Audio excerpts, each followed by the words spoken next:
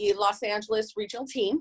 And our project was with our project partners were with the California chapter of Moms Demand Action for Gun Safety in America.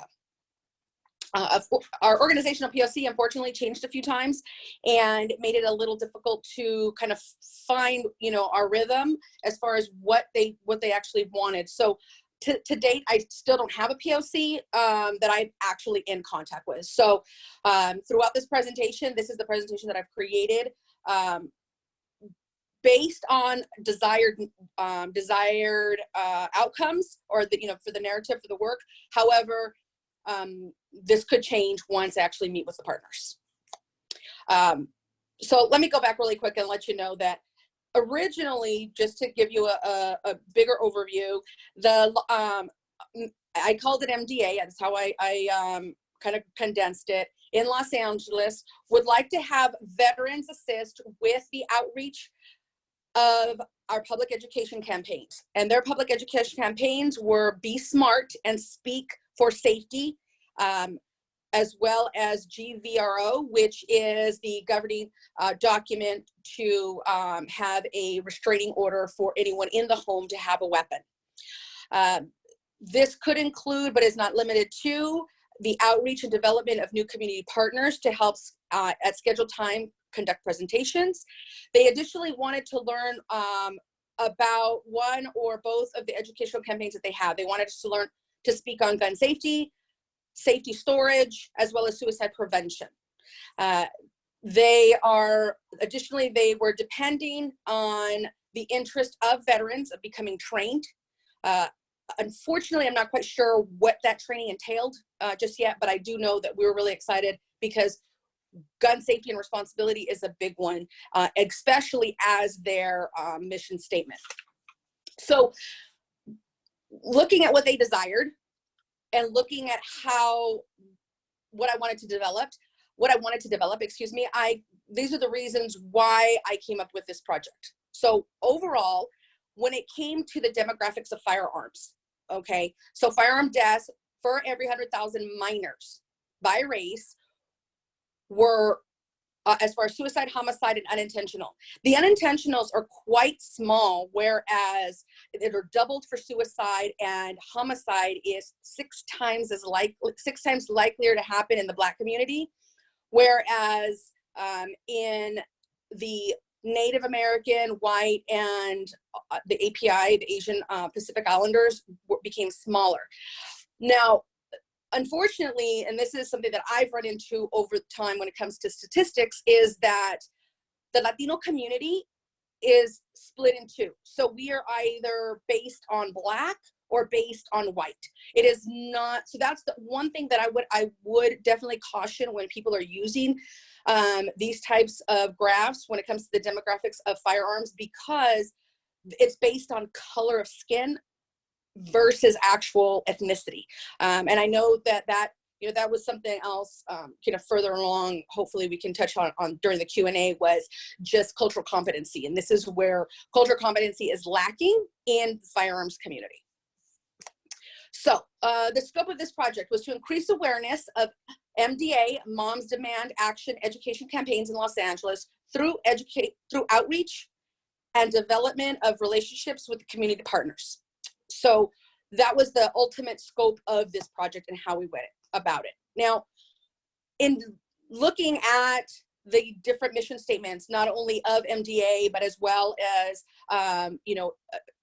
every town that, looking at their mission statements, one of the things that stood out for me in the mission statement of MDA was to encourage a culture of responsible gun ownership. Now, we in the military understand this is my rifle, this is my life, right? So this is everything to me. I need to know the serial number. I need to know how it fires. I need to know that my pin has a scratch here and not over there. Understanding and having that relationship with your weapons is part of that responsibility, and understanding the culture of what it means to have a weapon. This is where I feel the veteran community, as well as the first responders community, had a greater impact on the civilian community that does not understand or respect weapons the way we have been taught to from day one. So in taking that piece of the mission statement, the results and highlights were to, create a plan for the Los Angeles County with potential national outreach. So develop an action items, assign multiple POCs with this particular partner, communication challenges with this particular partner, and the partner was unavailable to meet during this prep time. So those are some of the results as well as the highlights that I'll be speaking about during my presentation today. Any questions thus far? Yep. Okay. So the recommendations. There are 3 with subsets, as you can see. So one is to develop a veteran partnership with VSO organizations through the County of Los Angeles. Now, ideally, it would start with the mission continues. Currently, we have 3 platoons in Los Angeles County. If you wanted to use the subset of Los Angeles County and go further out into, say, Ventura, Orange, the IE, there's potential there. Ideally, because it's coming through a mission continues avenue, it would be great to connect directly with the platoons and move from there. Additionally, by creating what I would think it should be called is the National Commission of Veterans for Gun Safety and Responsibility.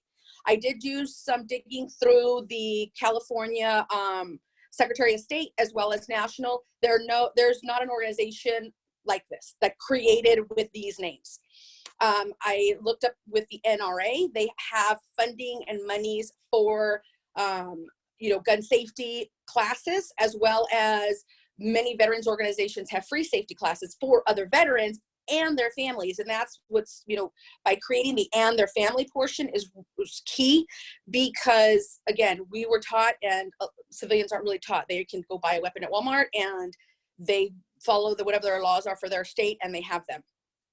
However, by having not just gun safety, but adding the and responsibility ensures that this is part of the mission statement of MDA. So it definitely connects the 2. As well as ensuring that it stays nonpartisan, you're using potentially they could request and use funding from both aspects to ensure that the program is funded. Because we want to stick with those key things about responsibility. This is about gun safety, education, and nonpartisanship. We all know that when it comes to gun safety, it's usually a Second Amendment argument, right? So this is about continuing to stay within the mission statement of the MDA. By having it as a national commission, this is where you can possibly get, again, this is for the organization to possibly get funding involved, because they are able to pull funding at a county, state, and national level. Okay, so, and what we would be focused on would be 1, all commissioners would have to be either first responders or veterans. There would be nothing in between. Unfortunately, the reason I say that and have it as strict is because time and again, I know that we have seen this, veterans organizations are created, they're well thought out, and then all of a sudden they start getting dwindled in and said, oh, we need, the civilian community be involved, which I completely understand and respect, but then it gets away from what is that center mass, right? What is it that we are truly trying to accomplish and with whom? So the very first thing is to be able to provide what is gun responsibility. Changing the culture, changing the format, and changing the narrative when it comes to gun safety is we need to change the verbiage, gun responsibility. Because as a bartender, when I was bartending in South Carolina, I was responsible for everyone I served. If they got in an accident, then that was on me. So we have to, if we're willing to do that to a bartender who is bartending at the Hilton Hotel and she has no earthly idea that this guy's going to go get in her vehicle, then we need to have those same responsibilities with a firearm that is meant to kill things. Okay. So additionally, it would be on gun safety, proper storage, not only based on state, but actually creating a national, what is the national average, right? Or the national bottom line when it comes to gun safety and storage. The gun storage does not mean, oh, it's in my my nightstand. Okay, it's in your nightstand, but do you have little children? Do you have, these are all the things that we need to think about. it's sad to say that some people will ensure that the plugs have plugs so that their fingers don't get electrocuted, but they don't have a safety on their weapon. As well as suicide prevention. And this suicide prevention is what comes in with this part with Los Angeles, is that LAUSD already has a gun prevention program that is through the MDA that they were able to get approved. I think that they should take this and push it out to the county as well, not just LAUSD, but with the county as well as the different magnet programs and the different other types of districts that are available in California. And again, the red flag laws, that is where family members are able to have restraining orders, go to the courts and get a restraining order on a potential family member should there be an issue with having a weapon in your own home. So these are the recommendations that I have. And again, the GVRO is a restraining order. The gun violence restraining order, GVRO, is the restraining order that I'm just talking about. And so what they've coined it the red flag laws. Any other questions regarding the recommendations? So community partners, these are some of the community partners, especially again, thinking Los Angeles and growing. So Los Angeles Military and Veteran Affairs, they're at a patriotic hall, which is in downtown LA. It is the epicenter, the beaming mecca of veterans here in Los Angeles County. That's at the Patriotic Hall. And the reason why I kind of put them separate is because one does not own the other.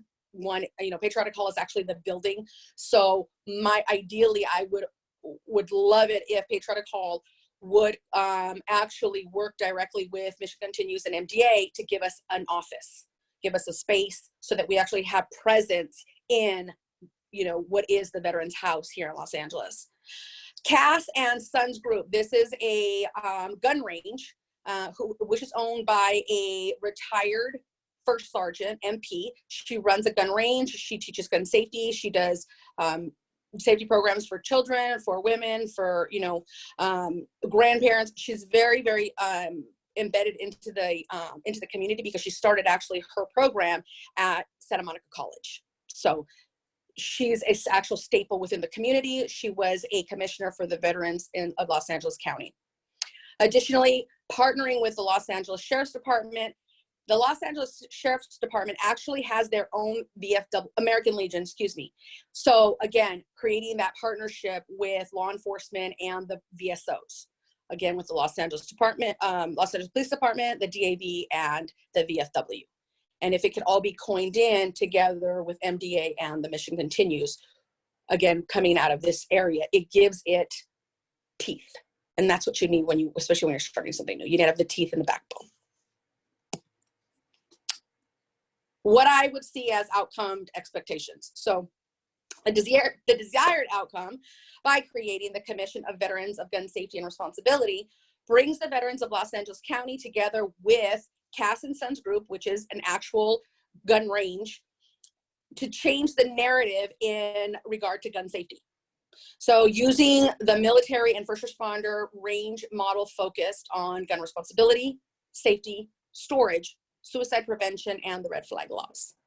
So that is the desired outcome, because through this, we are able to push it out using what's already in place through MDA, which is LAUSD in the school systems. And children enjoy first responders. They enjoy veterans and military coming to their schools. I know some parents aren't, but especially when you have students, as a teacher, when I was teaching, we had to do active shooter drills. The kids did not take it seriously because they do not understand. They don't have respect for the weapon. And it goes back to having respect for the weapon, that, understanding that when it comes to gun safety in the military, we always discuss, and even in first responders, you don't put your finger on the trigger until you're ready to shoot. And you don't point your weapon at something unless you plan to hit it. And understanding those concepts and having that verbiage out there is what's important. And I know that seems to be a big, within my research, I noticed that that seemed to hit home for some people, that they didn't like for you to say kill, die, and suicide. That families and particular parents felt that their children weren't old enough, they shouldn't hear that because it's going to affect the way they think. But unfortunately, we teach our children not to eat soap and put pods in their mouth. We need to teach kids not to hold a weapon that doesn't belong to them.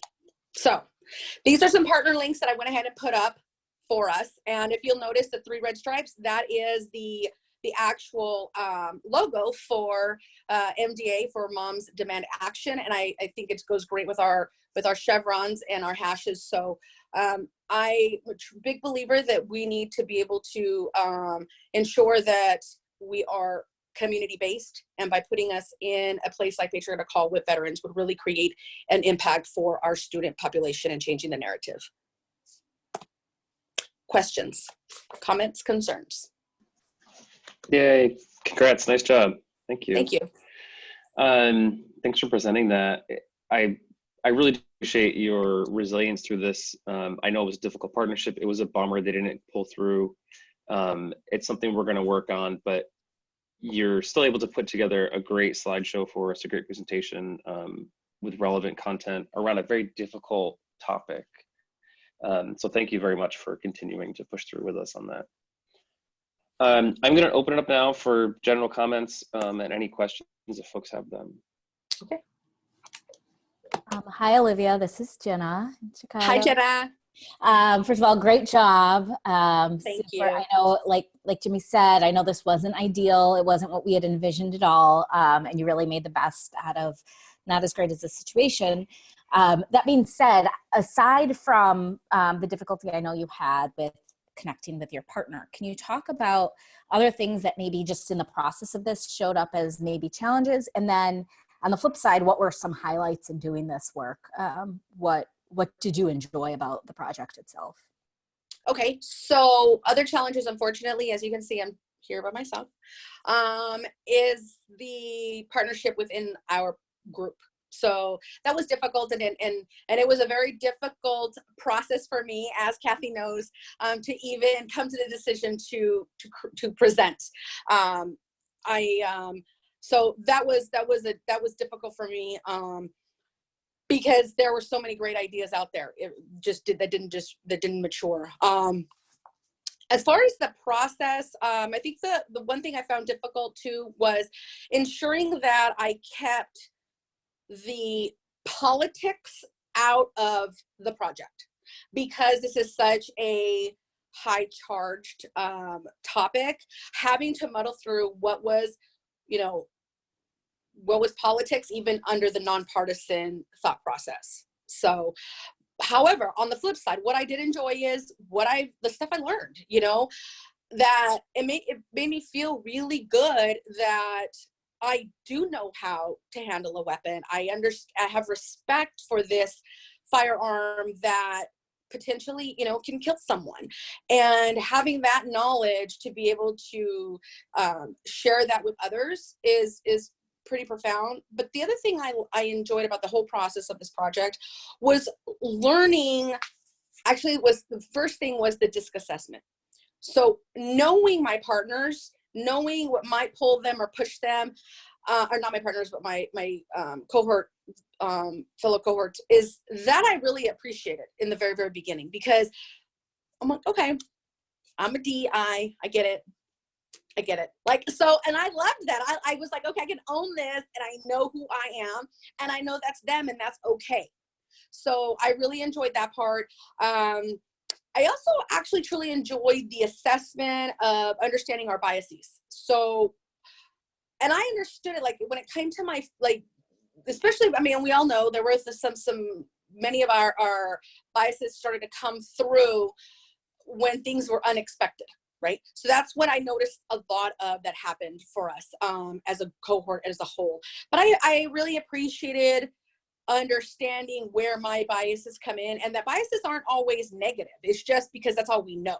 It doesn't mean that you're a bad person or that you're wrong, because the connotation of a bias is that you are something negative. I mean, a bigot, a racist, a whatever, miss. I mean, I don't even like using those words, but that's what that's what society tells us. So I think it really opened my eyes in a new way. I've worked with logic models in the past. I really enjoyed kind of that refresher.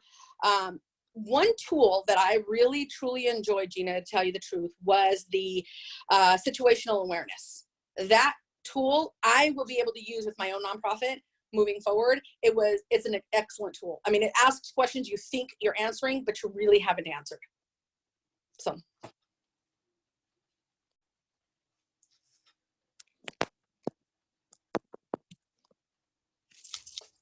So hi, Olivia, it's Susan. Hi, Susan. So just to echo what's been said, thank you for kind of making something out of a difficult situation. On paper, this sounded like a great project. I think, this is, as we talked about at the beginning with nonprofits, it can be difficult, particularly working with an organization that's so volunteer driven as well, that as you learn firsthand, that can make things extremely difficult to get the right people and to make that happen. But beyond the project, I'm curious as to what's next for you and how SLC will help you, do you think, and how you're going to take what you've learned in SLC and the experience of SLC forward into, whether it's through volunteerism or like you said, in working in your own nonprofit.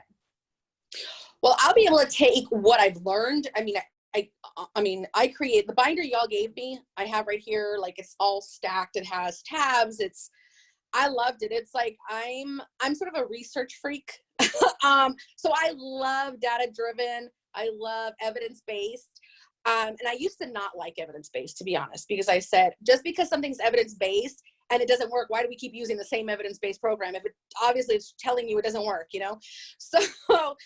But what I really enjoyed are all the tools, and I'm definitely going to be using the tools as I move forward within my own organization of the Veteran Awareness Project, as well as tap into not just the people, the cohort itself, but now to be able to attend Mission Continue events and attend some of these, I'm not going to feel strange, because I'll be very honest, I had been invited to Mission Continue volunteer events that I didn't feel like I belonged there. Like I was afraid if I went, I didn't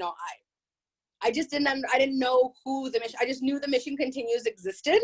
I knew Mission Continues had a footprint about the yay big, and who was I to go over there and help? What was I going to give to this organization? So it definitely, it makes me feel like I'm in a safer place. I'm excited that I'm going to be able to, communicate that to others, that my feeling was that I didn't belong because I hadn't gone through one of the programs. So it's definitely put me in a position where I'm excited to be able to volunteer and, eventually be a part of a platoon. Most likely up in the DMV, in the DC, Maryland, Virginia area. That's where my husband's at currently. So yes, so I'll be up there. So I'm excited. I'll be, I'll be able to, it's kind of like, I feel like before I was a poolee, like, okay, am I allowed to wear this t-shirt? I know that I signed a contract, but am I really allowed to wear it? And now I feel like, okay, I can wear this and own it because I've done it. And now I can share to others, like, you don't have to go through a program to be part of the Mission Continues. And, that was a big deal for me. And I'm, so I'm excited about that. Yes, you more than earned that shirt. So we'll be looking for you at DC Platoon events in the hopefully near future. I'll be seeking your advice as well as a West Coast moving back east. I'll be joining the DC area also later this year, if we can never travel across the country again. If they lift the ban. Yeah. You had touched on some interesting dynamics around language use and like understanding what words may put off people, what words folks don't understand. How did you get to understand that there needed to be sort of a shift in language when talking about this type of stuff?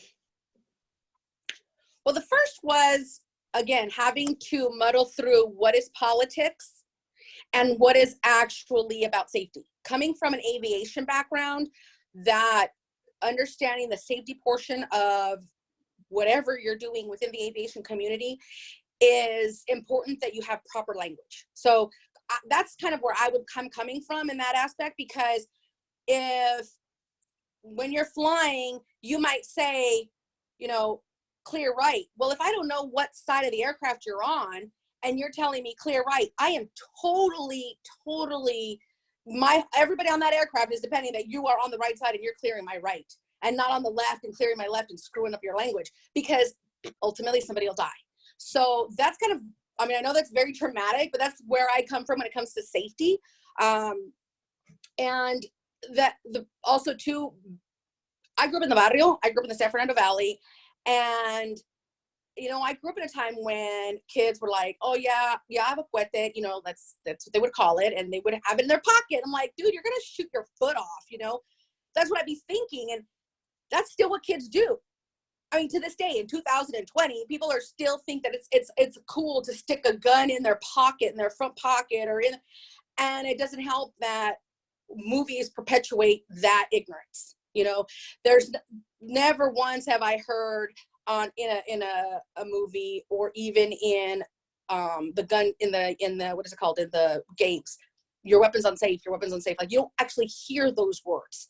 Whereas, you know, for us, we're always talking about, is your weapon unsafe, like safe is what's pounded into us, but not into the civilian life. And when I was teaching, I found the same thing, because I kind of posed it to my students. I asked them, do you know what a safety is? I mean, every one of you seems to know what a gun is. Do you know what a safety is? And they're like, when you're safe? I'm like, well, what does that mean? They did not realize that the weapon had a mechanism that basically turned it on and turned it off. So just because we use the word safe, does a 7-year-old know when that thing is red, the gun is on? It's not something to play with. And unfortunately, I have a cousin who, they were playing Russian roulette and committed suicide because they thought it was funny. And so that's another place where, again, guns are not made for toys. You know, they're not toys. And that's another conversation, obviously, for another slide. But, you know, how do we combat this by having weapons that are any other color in the rainbow other than black, so that students don't have, and kids aren't accustomed to carrying a black weapon. That's right. Thanks. Do you think you'll try to participate with Moms Domain Action or Everytown in some form in the coming future? Great question. I'm not sure. I did, when this project started, I went ahead and I got online, and I went ahead and I became part of the group that was here in this area where I'm at in San Bernardino, and connected with them online. And I've been reading their stuff online. Right after the the Sun Valley shooting up in Santa Clarita, I connected with a few folks. So I definitely want to look into Everytown. I was pretty intrigued by what they have and what they have in place already.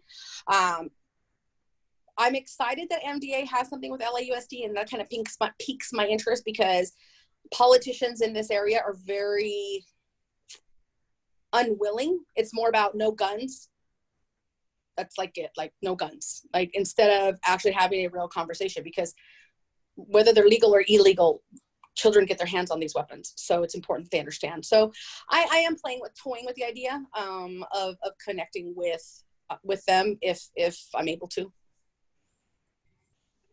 Yeah, I really think that organization can benefit a lot from hearing our voices, but you've already put in so much effort that they could really benefit from hearing directly from you if that ever happens. So excited to see what's in store for you in the future. Do we have any more questions or comments for Olivia? I don't have a question, but I do have a comment. I just love Olivia's enthusiasm throughout the program, even though there was challenges and difficulties, and she just kept pursuing. And every time I spoke with her, she was very engaged. I just want to thank you for that, because that shows your passion about what you were doing. Thank you. Yeah, I echo that 100%. Okay. Well, if there's nothing if there's no other questions or comments, I think we can wrap up there. It was a really great job, Olivia. Thank you so much for putting the effort in. Thank you all very much. I appreciate it. Do you have any questions for us before we take off? No, I just make sure I put everything in the information that needs to get put in, you know, for what I received a link to do the grant portion. The only thing, I guess, it's not a question, but I would like, can I make the recommendation? Sure. So I wanted, there's two areas that this is just, because again, it kind of going back to the, remember I made the comment about how when you're looking at statistics, it's based on color, right? So it's Black, white, and Asian Pacific Islander. And so the Latino community gets kind of lost in the mix because, you know, some of my family would be considered Black, some of my family would be considered white. So in the cultural competency portion of our training, we had two separate trainings, one in, I believe, in St. Louis and one in Atlanta. It would be nice to see more on the cultural competency when it comes to religion or faith and race, especially because those are two very sensitive topics in what we do as community members. And I guess too, I think it hit us even more so because I know that, like, for instance, Muhammad is Muslim, right? And I was really expecting to hear about when you go into a community and you know, you have different religions, different faith-based communities. How do you approach the different faith-based? I think that would be complementary to what's already being presented. And again, with the biases, because people don't realize that they have biases when it comes to faith and religion, just based on what we say. You know, I may say something, Hail Mary, blah, blah, blah, and that technically could offend somebody because I'm Catholic and they're not, you know, because they don't understand my faith. So I think that it would be really good, a good addition. And then as well, as I say, as far as race as a whole, because it's unfortunate that even in most of our programs at the federal level, they say white, Black, Asian, Pacific Islander, and then it may say a whole other page later, are you Hispanic, yes or no? Like, okay, so there's and it does affect a lot of, you know, the low income communities where there in the past. I mean, I dealt with the riots here in Los Angeles as well within my school. So I think that it would, especially with what we're trying to do, we come from a mixture of communities when we get into the military, as we're used to that. So it's not as bothersome, but maybe there's a bias that we don't even know we have. So I just think that would be a really good addition to the program and complement the program as a whole. Yeah, thank you. That's a great insight, and we will discuss that when we're talking about our curriculum planning for the cultural competency piece. Yeah, thanks very much. Great, thanks. That's all. That was the biggest thing for me was that piece, because I know I deal with it a lot, depending on where I go. Yeah, it's totally understandable, and anything that we can do to, you know, help better prepare our core members, like, we're all for it. So yeah, appreciate that. Thank you. Okay, well, appreciate your time and effort and your resilience through all this. And you know, the next thing is for you to send us your grant ideas. Okay. Look forward to reading that and helping you get through that process. And if you have any questions about that, out to Kathy or myself, if it looks scary or daunting, we missed the mark. It's really supposed to be like a straightforward, and we're happy to help you through that. Okay. However you need. Yeah. Two other things, and it has nothing to do with the program. I just want to let you guys know that if anybody at Michigan Continues says, like, of the cohort says they want to do like a grant class or whatnot, and I'll forward it to you. There's two links. There's Corsica and LinkedIn are offering free for veterans until the end of the year. Corsica will give you free education, as many hours as you want, between, like, it was February to December 31st on Corsica.